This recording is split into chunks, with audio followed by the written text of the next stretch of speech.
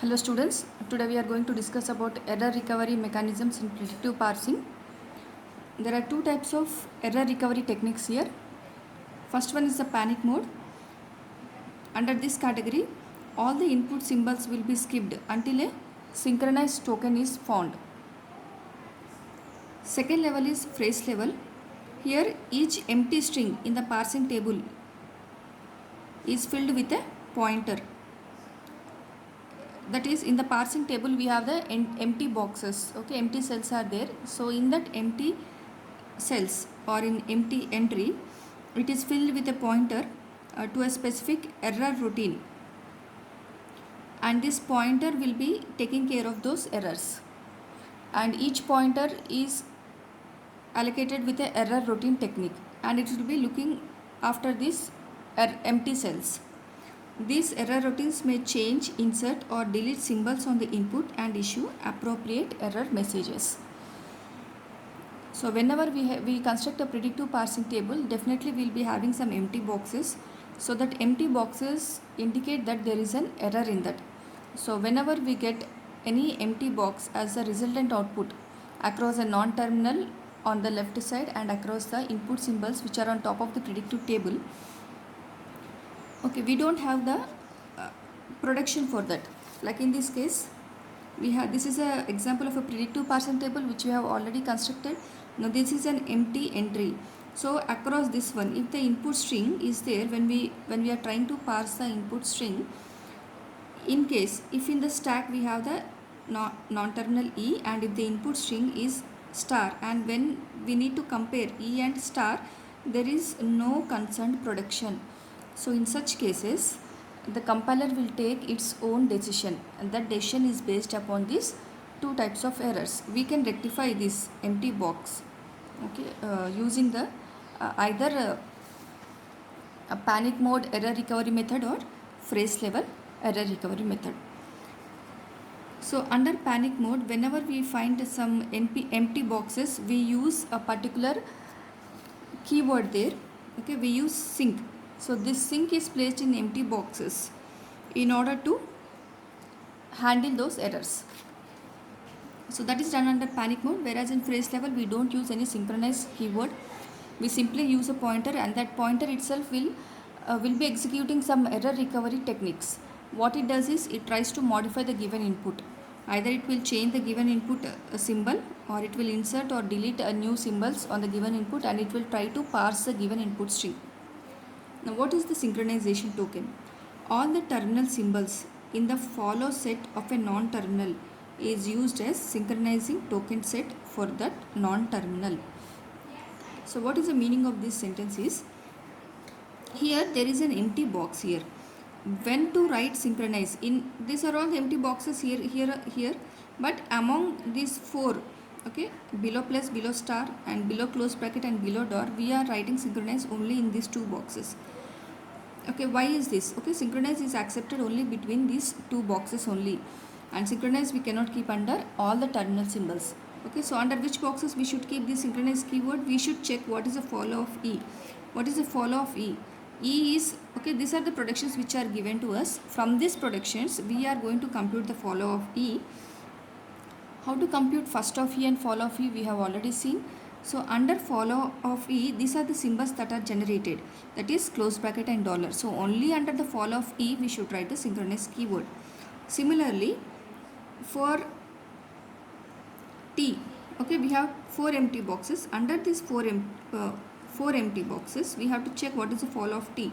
Follow of T is plus close bracket and dollar. So under this plus close bracket and dollar only we are writing synchronized keyword. Now check E dash. E dash, what is the follow of E dash? Is close bracket and dollar. We will come to the close bracket and dollar. But according to the predictive parsing table, we have already filled it up with the production E dash produces epsilon. This is when we are constructing the predictive parsing table, we get these productions. So this is not empty boxes. Only if it is empty box we have to write synchronized keyword. Since we got some production here, we should not write synchronize. We should keep these productions as it is. Similarly, T dash is there. Follow of T dash is follow of t, that is plus close bracket and dollar. So under plus we already got production. This is not empty cell. If it is not empty cell, we should not keep synchronized keyword. And under close bracket and then dollar also we already got these two productions. Okay, so we are not going to modify this. We are going to keep synchronized keyword only if it is empty. Okay, then we check for the follow of f. Follow of f are 4 symbols plus star, close bracket and dollar. Okay, so here we did not get any productions and these cells were empty. That's why in these empty cells we have kept the synchronized keyword. So in this way we have to fill the synchronized keyword. That is, we have to find out what is a non-terminal in this row and what is a follow of this non-terminal, and then in that symbols of this follow of E we should keep the synchronized keyword. So that is the meaning of this sentence. And in panic mode error recovery only, under this panic mode, under among these two methods, under the first method, that is under panic mode error only, we use this synchronizing token. Okay, which will help to skip all the input symbols. Okay, so in case if there is an input symbol star in the input buffer and under the star there is f, because there is no production, related production that will produce star from this production f, then we indicate it to the compiler that it is a synchronized. That means as soon as the compiler sees this as synchronized token, it immediately takes its own action. That is the purpose of this synchronized keyword. Okay, so it won't generate any error. Immediately it will try to do some actions and it will try to parse the remaining input string, okay, without stopping the process of generating the parse tree. So this is about the two different error recovery methods in predictive parsing and about the synchronization token. Okay, now we'll see one problem related to this. So now here it is asked to generate a parse table for the following given grammar, okay, using one of the error recovery technique. So whenever it is asked to generate a parse table, we are going to use a predictive parsing table, and we don't construct the synchronized token, or we don't use this phase level error recovery technique under the parse table. We always use panic mode recovery method only whenever we construct the parse table. Okay. So here we use panic mode here, and for the given productions we shall find out what are the different non-terminals which are given to us. We have E, E dash, T, T dash and F. So for this 5 non-terminals we are going to find out what is the follow. Okay, so once we get the follow, then we try to fill up this parse table using the predictive parsing algorithm. Okay, so first we will try to fill up this table using first of the non-terminals, fill up this one, and whenever we are getting epsilon as the first symbol, then in that case we are going to use follow method. By using the follow we are going to construct this remaining cells, which is the process of predictive parsing. And still if any empty cells are there after constructing the table using predictive parsing, then in that empty cells we are going to check what are the corresponding follow symbols for each and every non-terminal, and under that symbol and across that non-terminal we are going to write the token synchronize. So in this way we will fill up, and remaining empty cells we cannot do anything here. These are the errors. Okay, we cannot handle this one. These are left as it is. Okay, so this parsing table, it will indicate in which blocks or in which cell synchronized keyword is present. Okay, and it is obtained using follow set of non-terminal. Now coming to the next step here, the parsing table using stack is shown below. This is how we construct the or we parse the given input string. Okay, so suppose we are taking an example here. The example which is given to us is, this is the input string which is given, that is close bracket id star plus id, dollar we are adding on ourselves. Okay, now we have to read this total input string. Okay, the input string is close bracket id star plus id. Okay, up to id only. We have to read each and every symbol one by one.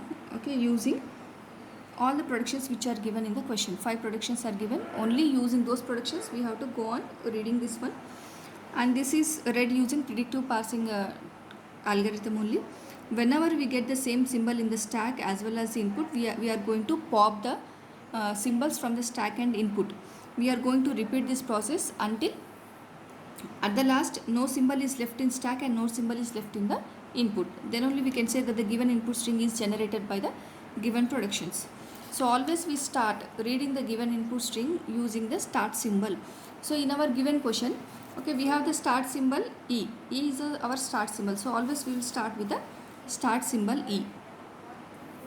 Okay. So E is compared with the first symbol, that is we have this open bracket. So under this open bracket we are using this compare E with compare E with the close bracket. So in the table we have E with close bracket, we are having synchronize. That means this is an error condition and the compiler has to take its own decision now. Okay, what to do? So whenever such error conditions are there, there are some methods which the compiler will implement.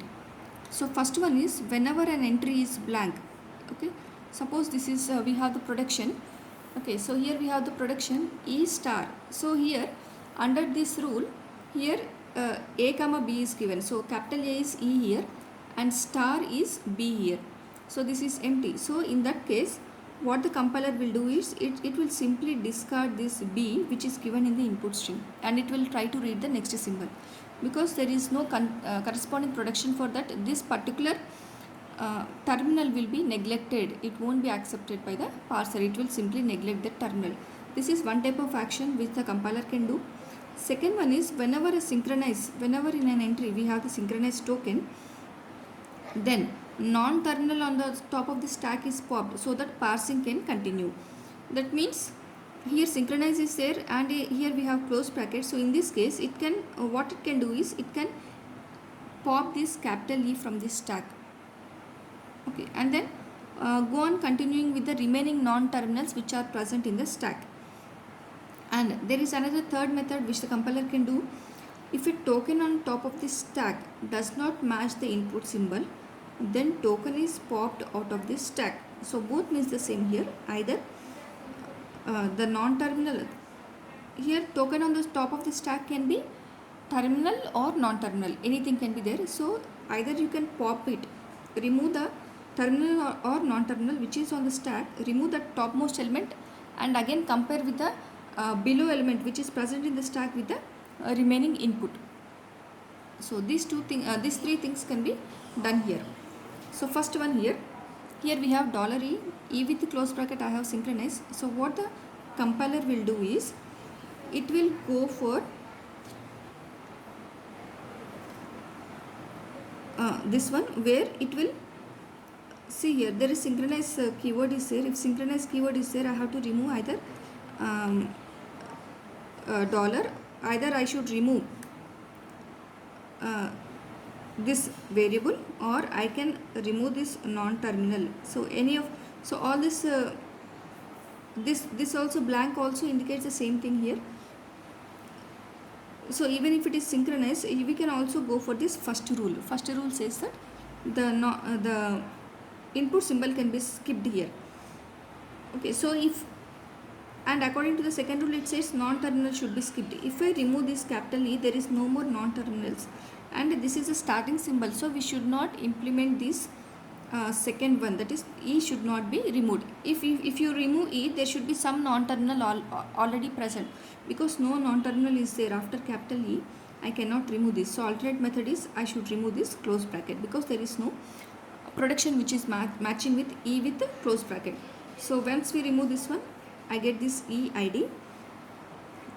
Okay, so there are only two things. One, either remove this symbol on the input or either remove this non-terminal. Okay, any one of them we should do. So depending upon the situation here, depending upon the number of elements in the stack, we should choose one of the operation. So once we remove, we get this is the status of the input buffer. ID is the topmost element in the input buffer. E is the topmost element in the stack. Now compare E with ID. Okay, E with ID, we check this rule. Okay, E with ID we have a production TE dash. So that means I can somehow get ID. I can convert E to ID using this production. Okay, so how we write this one? Now E is replaced with TE dash. So we write T here. Okay, we write T here, then E dash here and dollar. We write in reverse manner. That means T will be on top of the stack. Now compare T with ID. t with id, we have t goes to ft dash. So right, in place of t I am writing ft dash in reverse here. So again compare f with id. Okay, f with id I have f produces id, so f is replaced with id. Now both elements are same here, id and id are matching. So what we do here, when id and id are matching, we pop the same elements. Okay, when both are same, like we have done in push down automata. Okay, when same elements are occurring, we will pop the element from stack as well as from the input buffer. So these two elements will be removed. So remaining is star plus id in the input buffer, and the remaining elements in the stack are t dash, e dash, dollar. Now compare t dash with star. Okay, so t dash with star, if we check, okay, so here t dash with star we have star ft dash. So that is written in reverse manner, star ft dash. Star and star are matching, these two are removed. Okay, these two are popped. Okay, then again we have to check f with plus. F with plus, do we have any production? F plus it is synchronized. So what we can do, either remove f or plus. Okay, so here if you remove f, we don't have any objection here, because if you remove f, still some non-terminals are there. It is not the case of the first one. If you remove e, there is no non-terminal. Okay, so this will create a problem. So that's why we have removed terminal values. Okay, but here if you remove f, there is no a problem here. So here, so what we are doing, we are trying to remove the non-terminal. So if we remove, these are the remaining e dash, t dash plus id dash. Okay, so synchronize option is there, we can remove non-terminal. So again t dash and plus are compared. T dash and plus, if you compare, okay, we have the production. T dash produces epsilon, so t dash will be replaced with epsilon, so remaining is e dash. Compare with plus, so e dash with plus we have e dash plus at e dash. So again we have e dash